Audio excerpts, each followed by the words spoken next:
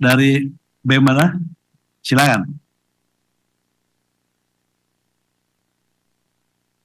Baik. Assalamualaikum warahmatullahi wabarakatuh. Selamat sore rekan-rekan semua, rekan-rekan media dan yang terhormati, yang saya hormati, Bapak Dewan sekalian. Terima kasih atas kesempatan dan waktunya sudah mau menyediakan waktu untuk berdialog dengan kami bersama kita semua di tengah krisis dan permasalahan yang belakangan ini terjadi. Hidup mahasiswa, hidup rakyat Indonesia. Saya Jim Colin, perwakilan dari keluarga besar mahasiswa Trisakti. Rasanya beberapa poin yang ingin saya sampaikan sebelumnya sudah tersampaikan dengan begitu baik oleh rekan saya dari BEM UI.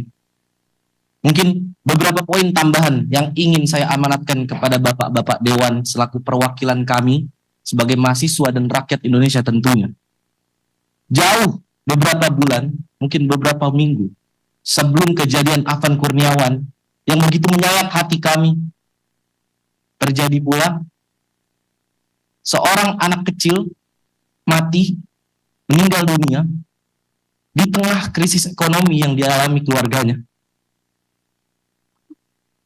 Mungkin rekan-rekan semua tahu, rekan-rekan media pun pasti tahu bagaimana proses kematian itu bisa keluar cacing dari, alat kelaminnya, dari hidungnya, dan ditemukan 1 kilogram cacing di dalam tubuhnya.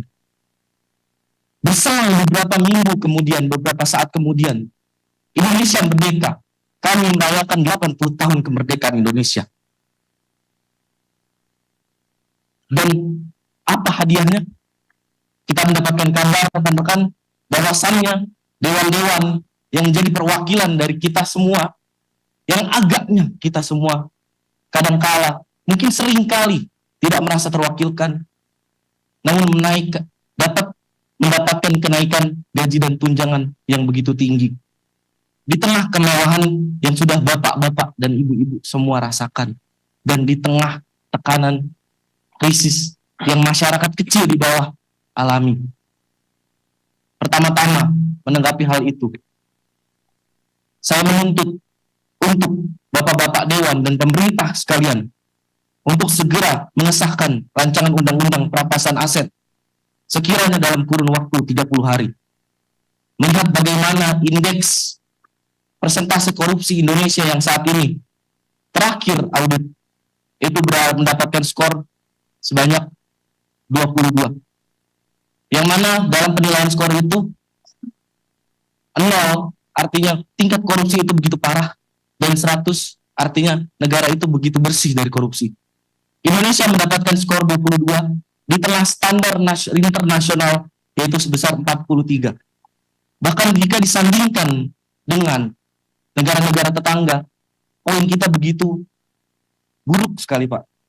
Oleh karena itu, saya menuntut Bapak-Bapak yang terhormat untuk dapat mewakilkan suara-suara kami, untuk dapat mempercepat rancangan undang-undang perampasan aset.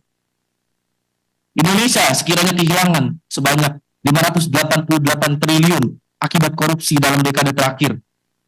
Berdasarkan data dari KPK tahun 2024. Aset recovery rate Indonesia hanya 0,2% dibanding standar internasional 3-5%. Kalkulasi impact dana hasil perampasan dapat membiayai pembangunan 2.940 km jalan tol atau 588.000 unit rumah subsidi. Kemudian daripada itu, untuk bersuara. Saya berani bersaksi bahwasannya kami di sini kaum terpelajar, mahasiswa-mahasiswi, tidak mungkin, Pak, kami menyuarakan pendapat kami, aspirasi kami, keluhan rakyat, jeritan rakyat dengan tindakan-tindakan anarkis. Betul tadi kata saudara dari BEM UI, bahwasannya beberapa hari belakangan ini mungkin banyak sekali propaganda dari beberapa oknum-oknum provokator untuk mencederai nilai-nilai perjuangan yang kami perjuangkan ini. Itu sangat menghambat kami dalam bergerak. Selanjutnya, tuntutan untuk yang belakangan ini marak di sosial media. Saya kira bapak-bapak dan ibu-ibu semua tahu 17+8 tuntutan rakyat yang dilayangkan oleh masyarakat Indonesia yang sekiranya mungkin sudah tersebar lebih dari ratusan ribu.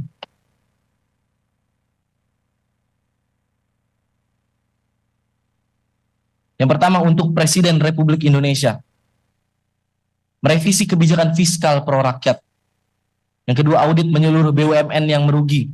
Yang ketiga, moratorium kenaikan tarif listrik, air, dan BBM. Lalu untuk Dewan Perwakilan Rakyat Republik Indonesia, pembatalan kenaikan tunjangan dan gaji anggota DPR, pengesahan RUU perampasan aset dan RUU pelindungan data pribadi, dan audit kinerja integritas seluruh anggota DPR. Berkaitan juga dengan hal yang tadi saya sampaikan sebelumnya. Jika kita bandingkan remunerasi anggota parlemen dari negara-negara tetangga dan Indonesia take home pay yang bapak-bapak sekalian dapatkan kurang lebih berkisar sebanyak 8.000 US dollar. Jika dibandingkan dengan rata-rata upah minimum rakyat, itu rasionya 40/1, Pak. Dan berdasarkan produktivitas legislasi, hanya ada 12 undang-undang yang tercipta dalam setahun. Jika kita komparasi dengan negara-negara tetangga seperti Malaysia, Thailand, Singapura, dan Korea Selatan, Malaysia rasionya hanya 8/1, Thailand 6/1, Singapura 12/1, Korea Selatan 4/1.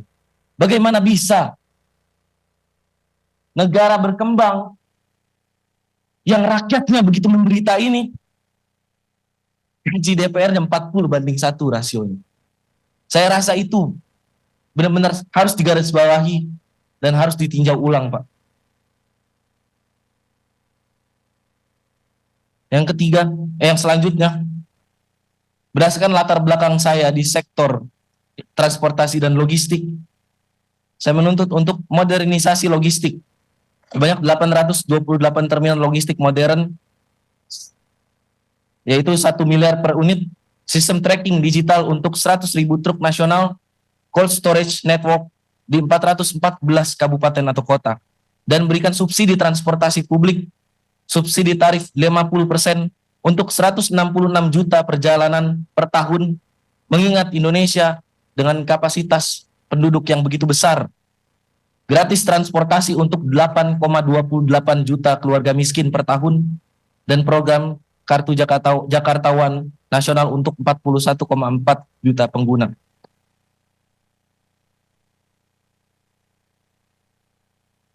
Mungkin sekiranya itu tuntutan yang ingin saya ajukan. Bahkan saya memohon untuk bapak-bapak sekalian selaku perwakilan saya dan teman-teman semua untuk dapat memperjuangkan hal tersebut. Karena ini berkaitan juga dengan integritas kita, Pak. Integritas bapak-bapak sekalian selaku Dewan Perwakilan Rakyat yang kami pilih sendiri dengan tangan kami ini. Indonesia 2045 mempunyai cita-cita Indonesia emas. Hal itu didasarkan oleh bonus demografi yang nantinya kita dapatkan di tahun tersebut. Saya harap kita semua dan bapak-bapak semua yang memiliki peran begitu krusial untuk membina generasi muda ini tidak menyia-nyiakan bonus demografi yang akan datang itu, Pak. Sekian dari saya, terima kasih. Terima kasih dari BM Trisakti.